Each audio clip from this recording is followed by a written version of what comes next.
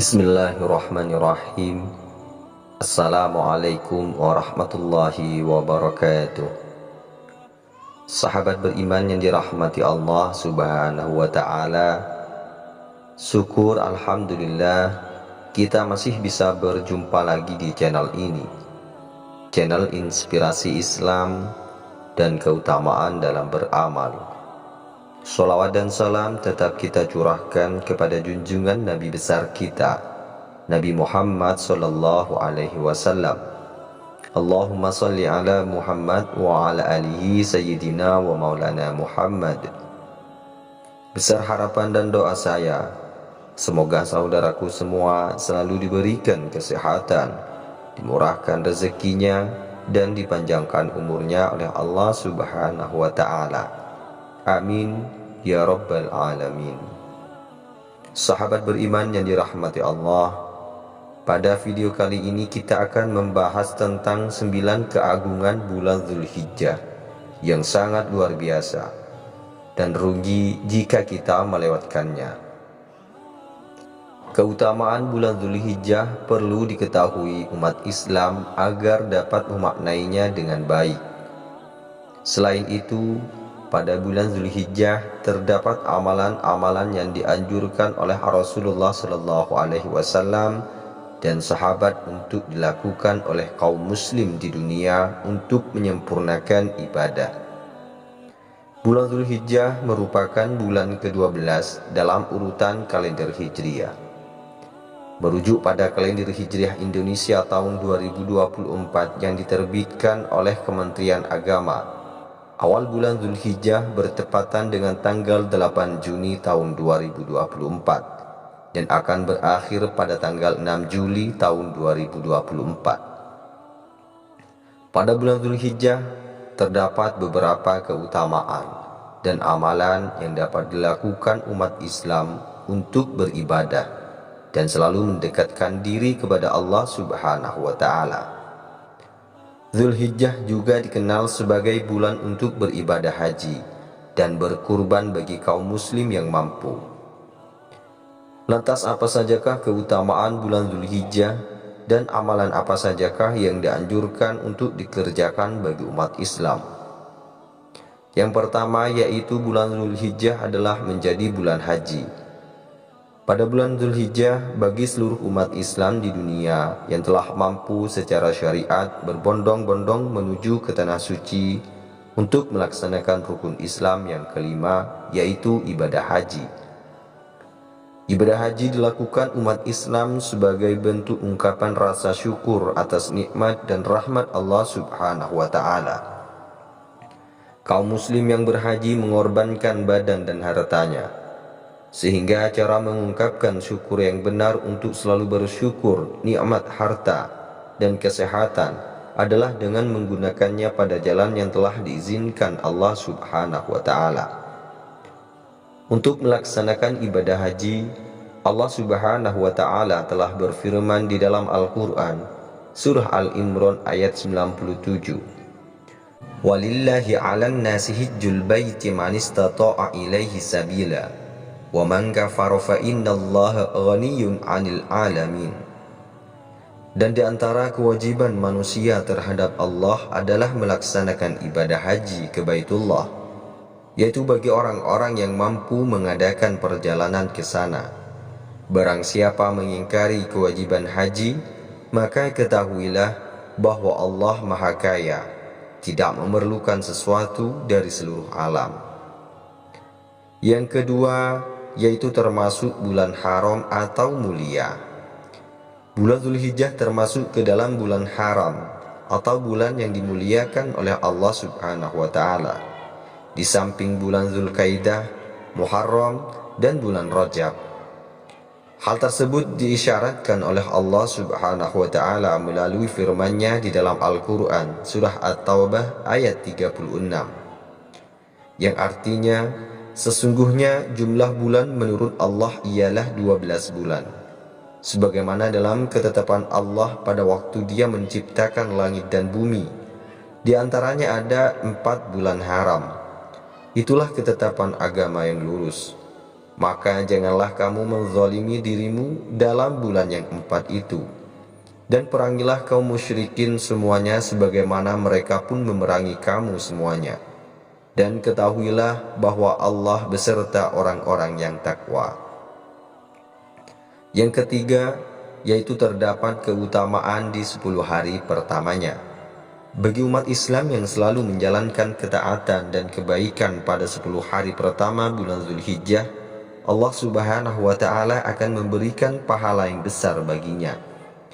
Dari Ibnu Umar radhiyallahu anhuma, dari Rasulullah sallallahu alaihi wasallam bersabda, "Ma min ayyamin a'zamu 'indallah wa la ahabbu ilaihi al-'amalu fihinna min hadhil ayyamil ashri."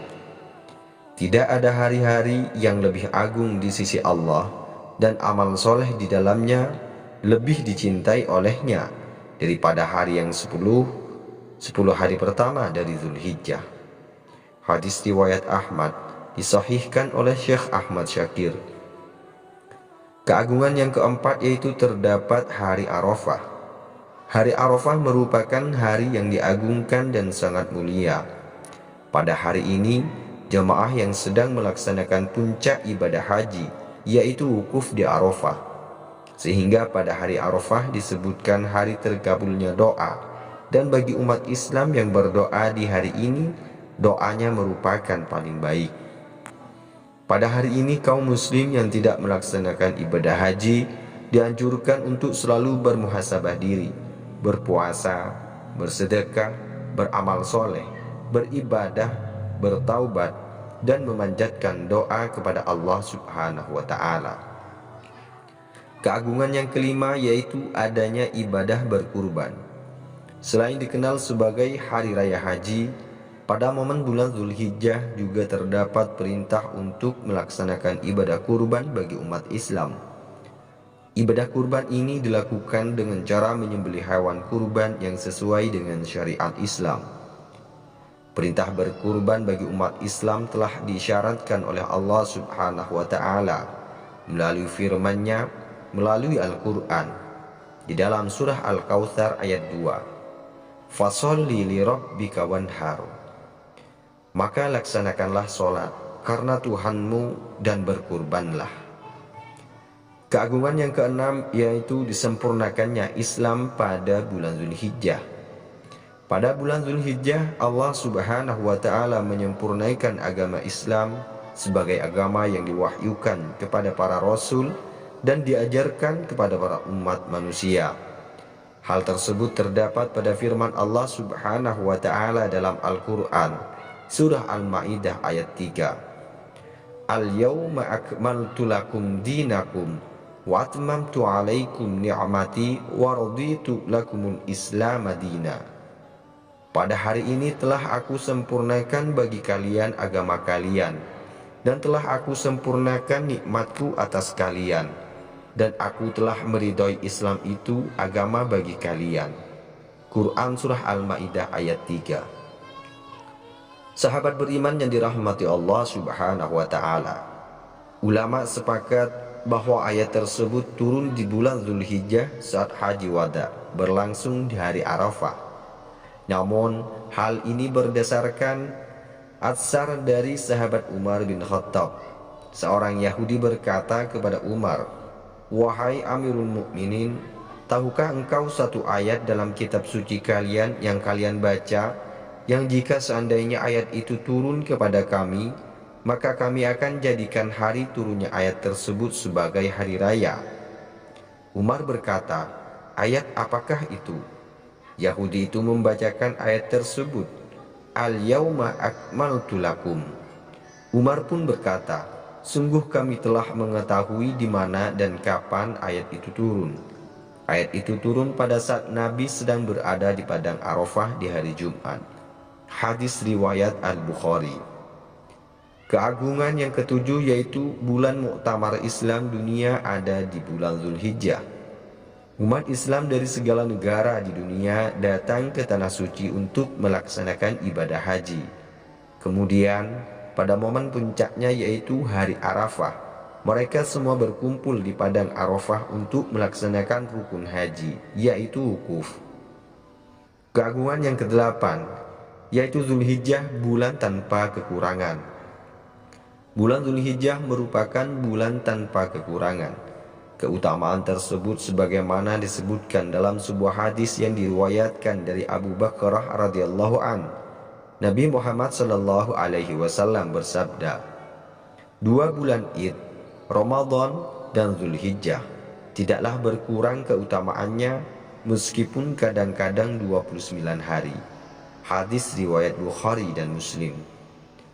Di dalam hadis tersebut menunjukkan meskipun bulan Zulhijjah terkadang memiliki 29 hari, namun tidak mengurangi setiap kemuliaan dan pahala di dalamnya, sama seperti bulan Ramadan dan Syawal.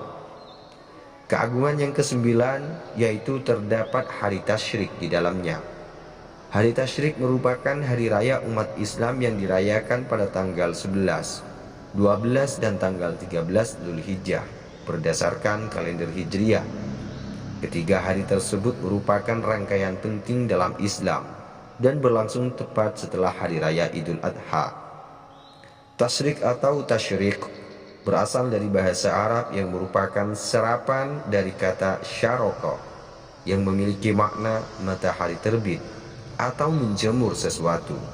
Sahabat beriman yang dirahmati Allah Subhanahu wa taala, setelah mengetahui berbagai keutamaan yang ada di dalam bulan Zulhijjah, kaum muslim perlu mengetahui amalan apa saja yang dianjurkan oleh Rasulullah Shallallahu alaihi wasallam pada bulan Zulhijjah.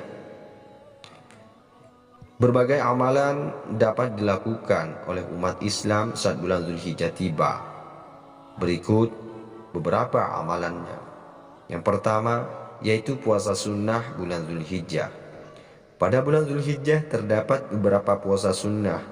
Apabila dilakukan, umat Islam akan mendapatkan pahala yang besar dari Allah Subhanahu wa taala. Di antaranya terdapat puasa sunnah Arafah, Tarwiyah, dan Ayyamul Bid. Puasa Arafah, sunnah Arafah dianjurkan untuk diamalkan oleh kaum muslim karena memiliki keutamaan yang begitu besar. Pelaksanaannya jatuh setiap tanggal 9 Zulhijjah, tepat sehari sebelum hari raya Idul Adha pada tanggal 10 Zulhijjah. Pahala yang akan diterima oleh umat muslim ketika menjalankan puasa Arafah dapat disimak dalam hadis yang diriwayatkan oleh At-Tirmidzi dari Abu Qatadah radhiyallahu an berikut ini. Puasa Arafah 9 Zulhijjah dapat menghapuskan dosa setahun yang lalu dan setahun yang akan datang. Puasa Asyura 10 Muharram akan menghapuskan dosa setahun yang lalu. Hadis riwayat Muslim. Puasa Tarwiyah biasa dilaksanakan pada tanggal 8 Zulhijjah, sehari sebelum pelaksanaan puasa Arafah. Puasa Tarwiyah sangat dianjurkan untuk diamalkan bagi umat Islam karena memiliki keutamaan yang sangat berharga. Hal tersebut tercantum dalam sebuah hadis riwayat sebagai berikut ini. Puasa hari Tarwiyah dapat menghapus dosa setahun. Puasa hari Arafah dapat menghapus dosa 2 tahun. Hadis riwayat Abu Syekh Al-Isfahani dan Ibnun Najjar. Amalan yang kedua yaitu memperbanyak bertakbir dan berzikir. Memperbanyak berzikir dan bertakbir pada bulan Zulhijjah termasuk bertahlil, bertasbih, beristighfar, bertahmid, dan memperbanyak doa merupakan amalan yang sangat dianjurkan pada bulan ini. Yang ketiga yaitu menunaikan ibadah haji. Ibadah haji merupakan rukun Islam yang kelima dan wajib dilaksanakan bagi setiap muslim yang telah mampu secara ekonomi dan syariat Islam. Ibadah haji dilakukan setiap bulan Zulhijjah. Puncaknya pada pelaksanaan rukun wukuf di padang Arafah pada tanggal 9 Zulhijjah. Ibadah haji telah diisyaratkan melalui firman Allah Subhanahu wa taala dalam surah Al-Baqarah ayat 196. Sempurnakanlah ibadah haji dan umrah karena Allah. Akan tetapi jika kamu terkepung oleh musuh, sembelihlah hadyu yang mudah didapat dan jangan mencukur rambut kepalamu sebelum hadyu sampai di tempat penyembelihannya. Jika ada di antara kamu yang sakit atau ada gangguan di kepala, lalu dia bercukur, dia wajib berfidyah, yaitu berpuasa, bersedekah atau berkurban. Apabila kamu dalam keadaan aman, siapa yang mengerjakan umroh sebelum haji tamattu, dia wajib menyembelih hadyu yang mudah didapat. Akan tetapi, jika tidak mendapatkannya, dia wajib berpuasa 3 hari dalam masa haji dan 7 hari setelah kamu kembali. Itulah 10 hari yang sempurna. Ketentuan itu berlaku bagi orang yang keluarganya tidak menetap di sekitar Masjidil Haram. Bertakwalah kepada Allah dan ketahuilah bahwa Allah maha keras hukumannya. Amalan yang keempat yaitu berkurban. Hari Raya Idul Adha identik dengan pelaksanaan ibadah kurban bagi umat Islam di seluruh dunia. Maka tak heran jika hari ini biasa disebut sebagai Hari Raya Kurban. Para jumhur ulama menafsirkan ayat tersebut dengan berkurbanlah pada hari Idul Adha, Yaumun Nahar. Udhiyah merupakan bentuk rasa cinta dan ketakwaan seorang muslim kepada Allah. Keutamaan berkurban telah disebutkan Allah Subhanahu wa taala melalui firman-Nya dalam surah Al-Hajj ayat 37. Yang artinya daging hewan kurban dan darahnya itu sekali-kali tidak akan sampai kepada Allah, tetapi yang sampai kepadanya adalah ketakwaanmu. Demikianlah dia menundukkannya untukmu agar kamu mengagungkan Allah atas petunjuk yang dia berikan kepadamu. Berilah kabar gembira kepada orang-orang yang muhsin. Amalan yang kelima yaitu bertaubat atau tidak bermaksiat. Bagi umat Islam, perintah bertaubat dan tidak bermaksiat merupakan sesuatu yang wajib dilakukan, karena hal tersebut merupakan perintah dari Allah Subhanahu wa taala. Di momen bulan Dzulhijjah yang sangat mulia ini, akan lebih baik jika kaum muslim memanfaatkannya dengan cara bertaubat dan menjauhi segala perbuatan tercela. Allah Subhanahu wa taala berfirman melalui Al-Quran surah An-Nahl ayat 119, yang artinya, kemudian sesungguhnya Tuhanmu mengampuni orang-orang yang melakukan keburukan karena kebodohan, tidak menyadari akibatnya, lalu bertaubat dan memperbaiki dirinya. Sungguhnya Tuhanmu setelah itu benar-benar maha pengampun lagi maha penyayang.